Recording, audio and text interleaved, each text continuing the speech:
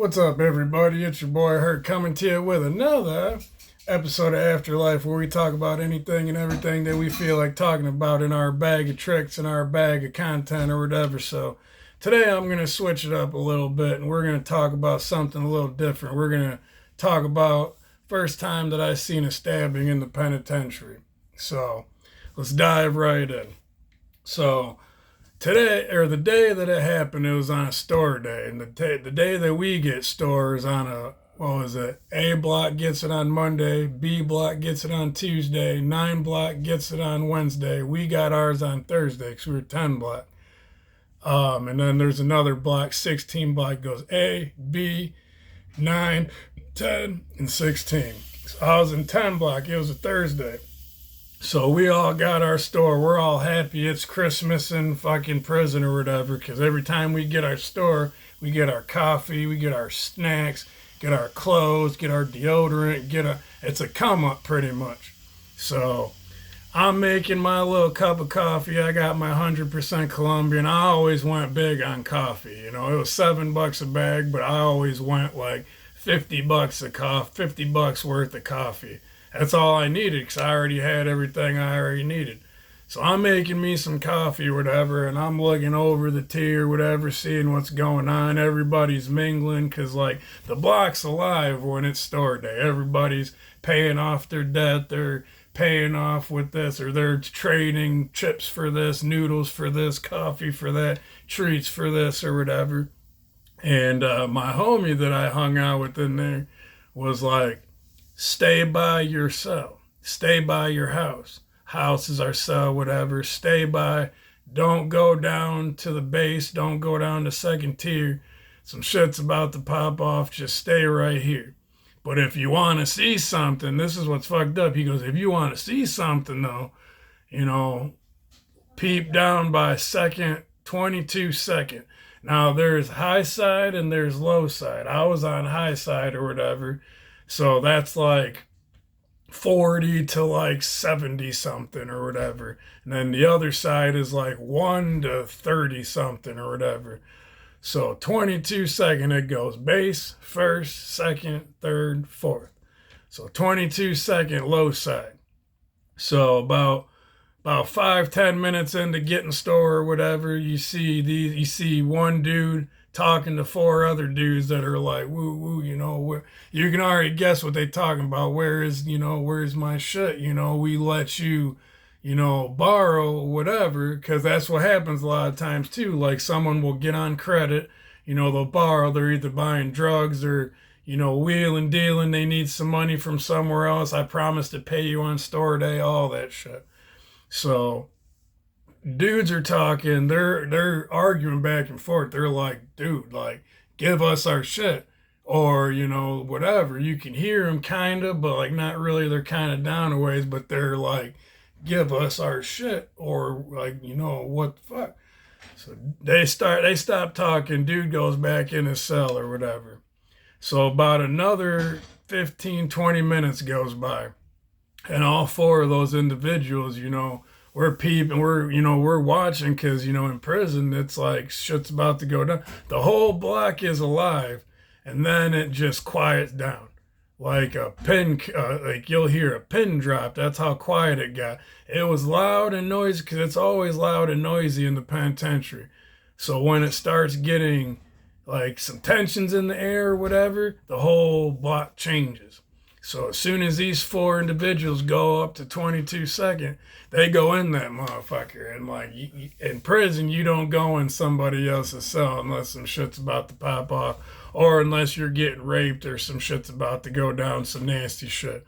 So they go in there, and about 2 minutes passes, and they come out. They're fucking handing shit off. They're fucking wiping. They're taking their clothes off, wiping their faces and whatever. And about another 20-30 minutes goes by, and that's when the guards do their rounds. They usually do it every hour or whatever, sometimes every 45 minutes, sometimes every 50 minutes or whatever, to do their rounds. So when they did their rounds, they go by 20, because there's a certain guard that goes on the low side, and then there's one that does the high side. So the one that's going on the low side, goes by 22 seconds. And he had to double take real quick, and he's like, everybody get in your fucking house, get in your cells. We're locking this block down, get in your fucking cells. Man down, get over here. They're fucking just yelling and shit. So the whole block's fucking going crazy, whatever. And so about another half hour to an hour goes by, because, you know, when we're in our cells, the doors are still open. No one came by and closed our doors. The doors are still open, but we're peeping out, whatever, because some shit just popped off. We want to know what's going on. So about a half hour, another hour goes by. So that's an hour and some change from that situation just happened. You know, about an hour, 10 minutes, about an hour, 20 minutes since the situation just happened. So dude's been in his cell the whole time. So when all is said and done, the guards gather around 22 seconds, and they're just like,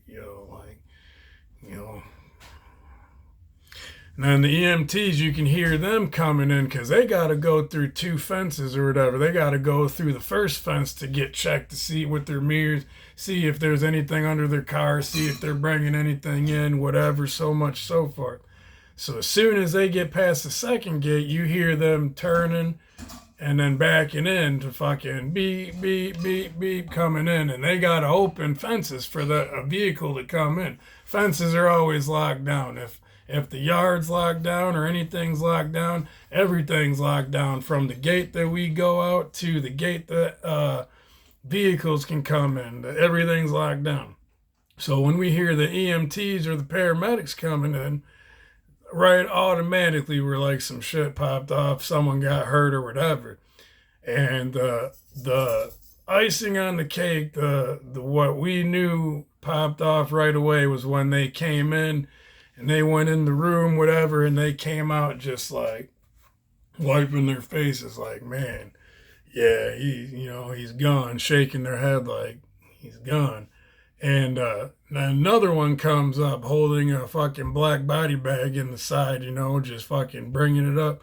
They go in, that motherfucker, and they go in and put the body in the bag. This is what's more fucked up. It is fucked up what happened or whatever, but when they come out with the body bag, it wasn't 2 of them, you got the feet, I got the head on, we picking this motherfucker up, we're going to drag it out. It wasn't like that. One was dragging that motherfucker on the concrete. Now, from the base to second tier, that's like 30-something, 40 steps. So dude's dragging the body bag all the way down as the guards are just fucking talking, just whatever, just nonchalant, like, damn, fucking talking bullshit. So when the dude goes and brings the body bag to the stairs, fucking drags that motherfucker down the stairs, I'll never forget the sound of fucking going down that motherfucker. And he dragged that shit right out the block like it was nothing, right out the doors, right to you would think they'd bring the stretcher in. That's how fucked up the MDOC is, Michigan Department of Corrections, is like, anything to save a buck, anything to whatever. You would think that'd be easier, but that ain't what happened. So it's the first time I seen some shit pop off when I was in the penitentiary, and it wasn't the last time. But this is what we talked about today. It is what it is in there, and you just got to kind of go about your day like nothing happened. And that's what happened. First time I seen a stabbing go down in prison. Have a good day, everybody.